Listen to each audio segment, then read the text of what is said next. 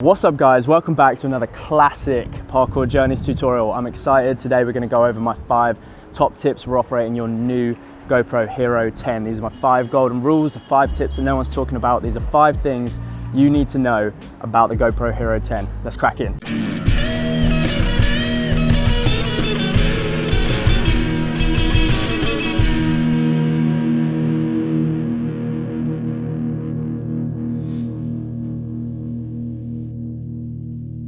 Alright guys, so tip number 1 is to start thinking more creatively with your GoPro. POV is fantastic for POV, but it's played out, everyone uses it, and the camera is so much more versatile than just a POV camera. You can stick it anywhere, it's tiny, it's so strong, it's lightweight, you can put it anywhere you want. Stick it on your foot, stick it on your head, stick it on your arm.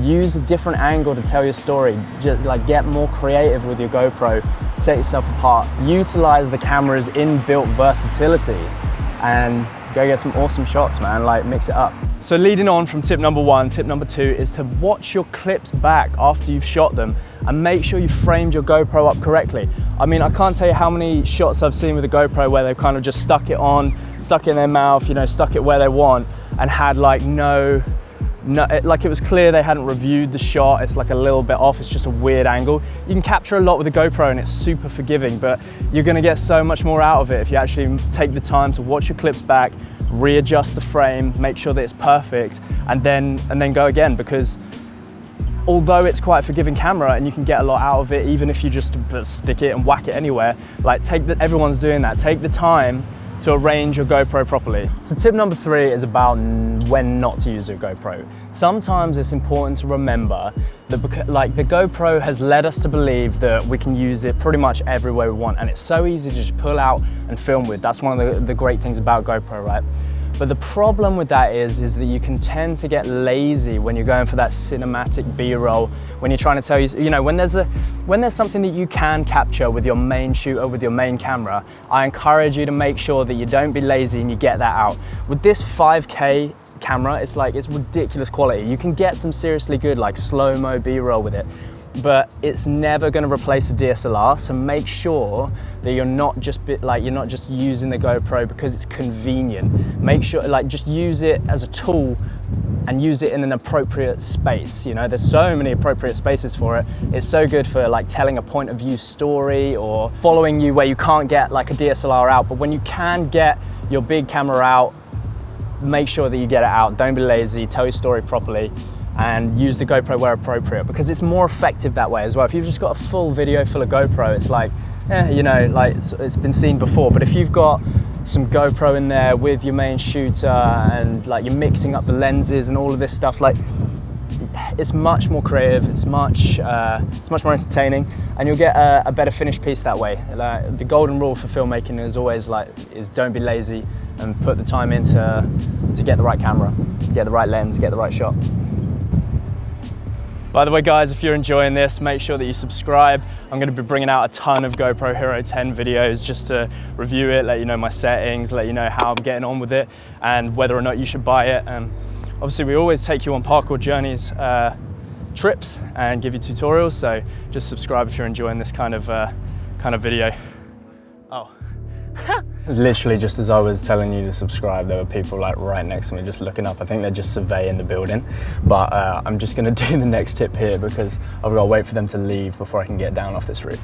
So tip number 4 is to always use appropriate settings. So with the new GoPro, there are a ton of different settings. Obviously you've got like the 5K linear, which is more quality, smoother, but it's like a lot more of a crop in, and the more you turn up your hyper smooth as well, the more of a crop you get. So if you're going to use that, it's best for a little bit more of like a cinematic shot, or if you're kind of third person shooting. But for POV, you really want to be on like 4K 60 super view. Especially if you're doing parkour, for example, you've got the mouth mount in, like the super view captures a lot more detail and a lot more of what's going on, and that's kind of what you're after, especially with POV. But if you are just doing a third person shot, then definitely get on that 5K live because that's pretty good.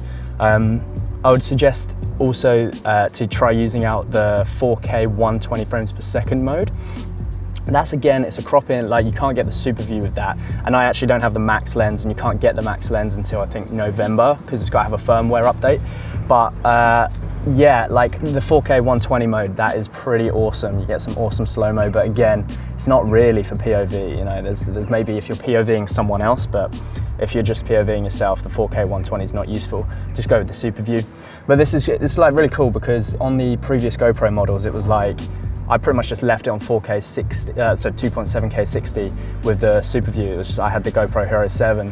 But now you've got so many modes to choose from, and they all do serve a different function. So just be a bit more aware of how you're using your camera and what you're using it for, and select a proper mode for it. It's more important now to get the right mode, and to get, because it's more versatile, you can use it for different things. The GoPro is like upping its game. It's got more modes, so just don't be Mr. I'm gonna just stick everything on auto. Like, check through your settings, make sure it's actually getting the shot that you want, and your videos will stick out. So last but certainly not least is to make sure that you take the time to edit and color grade your GoPro footage properly. I'm gonna be putting out my settings in a later video once I know exactly what the right settings for the GoPro Hero 10 are, but what I wanna make sure that everyone's doing isn't just like sticking it in GoPro color mode and just hoping for the best and then just putting the clips together. Like, this is why the GoPro video, the trailer, looks so much better than everyone else's, is because they take the time to make it look perfect, and you can do that. And you know, I've managed to get myself to a point where I have spent so long on the GoPro color grading that I've got a look that I'm happy with. Especially on the old GoPro, I'm not too sure on the 10 yet. I've only had it a week, but just take the time to work it out and learn about the color grading, learn what settings are best for your level of color grading. You know, there's quite a range of different settings that you can choose from, whether you're like a beginner or you're more advanced, and you just select the right profile for you and take the time to, you know, to try and color grade and make the footage look better than it is straight out of the camera, you know. Obviously, like, there might be other things going on with it when it comes to the actual GoPro video. I've definitely heard rumors that it's plugged into beefy recording screens so that they can up the quality in post, but I'm not too sure. I'm super happy with the quality I can get out of my GoPro, and I think so much of it is down to how well you can color grade. So just take time to learn that and put some effort in. And if you'd like a tutorial on that, give me a shout, like comment down below, because I'd be happy to share with you my tips and tricks on color grading, if that's something you want. If not, I won't bother. But yeah, I guess that's tip number 5. Just make sure that you take the time to make the footage look as best as it possibly can, because GoPro does a lot for you, but you know, you've got to do the rest, all right? And it's worth it. All right, guys, thanks for watching. I really hope you enjoyed this tutorial. I'm sorry I couldn't get to some more interesting places. I kind of got bugged out by the people who were down there just surveying the roof for whatever reason. They didn't tell me to get down. They saw me and everything, but who knows? If I didn't answer all your questions in this video, keep an eye out for future videos, because we're going to be answering a lot more questions.